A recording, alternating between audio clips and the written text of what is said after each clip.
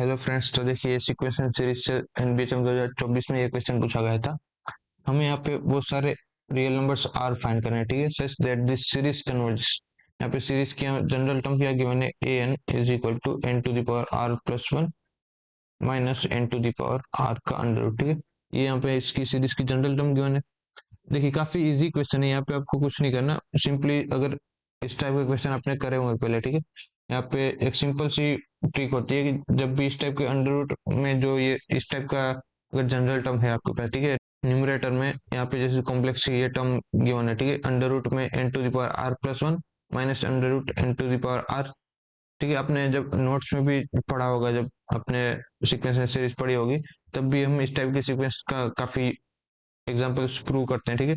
सो यहाँ पे क्या करते हैं, जब भी इस टाइप का आपको जनरल टर्म गिवन है, हम सिंप्लीफाई करने के लिए यहाँ पे न्यूमरेटर और डिनोमिनेटर में इसको रेशनलाइज कर देते हैं, ठीक है। यानी कि इसको हम मल्टीप्लाई करेंगे n to the power r plus one under root n to the power r, and same चीज से हम इसको डिवाइड भी कर देंगे plus n to the power r, ठीक है। सो ये मल्टीप्लाई और हमने डिवाइड और मल्टीप्लाई कर दिया इससे। सो हमारे पास यहाँ पे न्यूमरेटर किस में चेंज हो जाएगा, ये हमारे पास n to the power r plus one minus n to the power r, और डिनोमिनेटर में हमारे पास आ जाएगा n to the power r plus one का under root plus n to the power r, ठीक। सो न्यूमरेटर में तो सिंपली हमारे पास वन आ गया, एंड डिनोमिनेटर हमारे पास आ गया n to the power r plus one and n to the power r. अभी देखिए इसको और हम कैसे सिंप्लीफाई कर सकते हैं, अगर डिनोमिनेटर में हम n to the power r को कॉमन ले लें, ठीक है, यानी कि n to the power r और अंडर रूट यहाँ पे कॉमन आ जाएगा। सो यहाँ पे हमारे पास क्या बचेगा, फर्स्ट यहाँ पे जो अंडर रूट है, यहाँ पे हमारे पास one plus one over n to the power r आ जाएगा, एंड सेकंड टर्म यहाँ पे वन हो जाएगी, ठीक। सो ये हमारे पास सिंप्लीफिकेशन हो गया। यहाँ से हमें क्या आइडिया लग रहा है कि देखिए यहाँ पे जो ये टर्म है इस ब्रैकेट के अंदर, ये क्वांटिटी जीरो पे जाएगी as n tends to infinity. So ऐसा लग रहा है कि जैसे ये पूरी क्वांटिटी तो सिमिलर टू कुछ वन हो जाएगी, ठीक है, as n tends to infinity. यानी कि इसको हम कुछ similar to one over n to the power under root r इस क्वांटिटी के सिमिलर कह सकते हैं। यानी कि इसका कन्वर्जेंस किस पे डिपेंड करेगा, इस पे डिपेंड करेगा।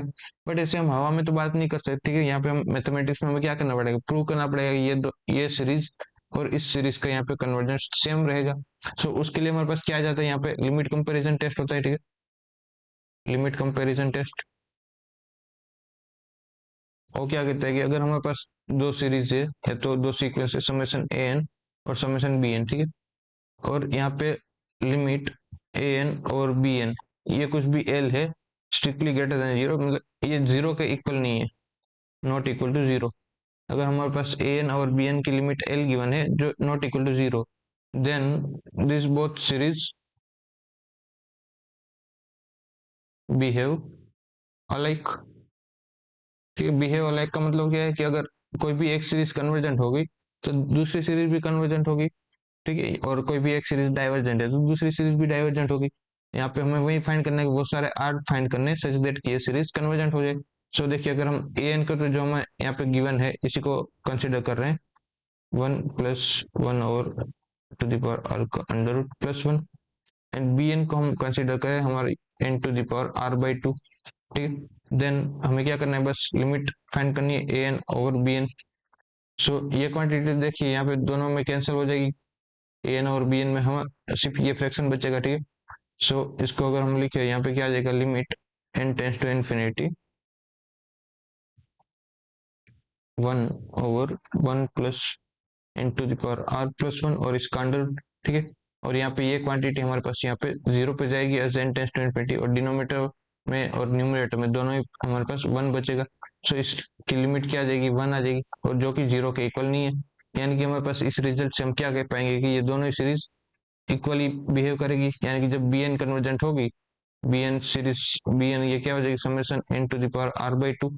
और इसके लिए हमारे पास यहाँ पे पी टेस्ट होता है, वो क्या कहता है कि summation one over n to the power p converges if and only if p is strictly greater than one, ठीक है। यानी कि हमारे पास ये आर बाई टू है, ये पावर उसको स्ट्रिक्टली ग्रेटर देन वन होना पड़ेगा, और equivalently r is strictly greater than two, ठीक है। हेंस जो यहाँ पे इसका फाइनल सॉल्यूशन हो जाएगा वो क्या हो जाएगा, all those r belongs to r such that r is strictly greater than two. हमें वो सारे रियल नंबर्स फाइंड करने से, और इक्विवेलेंटली हम यहाँ पे क्या लिख सकते हैं, टू टू इन्फिनिटी, ये ओपन सेट इसका सॉल्यूशन सेट हो जाएगा। वो सारे रियल नंबर आज सच दैट की ये सीरीज हमारे पास यहाँ पे कन्वर्जेंट हो जाएगी, ठीक है। सो देखिए यहाँ पे ये आपको अभी कोई भी आपको घुमा फिरा के क्वेश्चन दे दे, ठीक है, यहाँ पे n की पावर में कुछ भी यहाँ पे 2r they they, r square by plus minus 1 कुछ भी यहाँ पे पावर चेंज कर दे, ठीक है। आपको क्या करना है, बस यही सेम जो एल्गोरिदम है इसको फॉलो करना है कि आपको न्यूमरेटर है उसको रेशनलाइज करके हम यहाँ पे 1 या तो कुछ भी कांस्टेंट वैल्यू ला देंगे, और इस सीरीज में यहाँ पे जो भी बचेगा उसको हम कुछ नई सीरीज से कंपेयर करेंगे, ठीक है। सो ये सब चीजें आप नोट डाउन कर सकते हैं अपने शॉर्ट नोट्स में कि यहाँ पे इस टाइप के फ्रैक्शन को सिंप्लीफाई करने के तरीके कैसे कैसे कर सकते हैं, ठीक है। So thank you for watching this video, और ऐसे सॉल्यूशंस के लिए आप इस चैनल को सब्सक्राइब कर सकते हैं।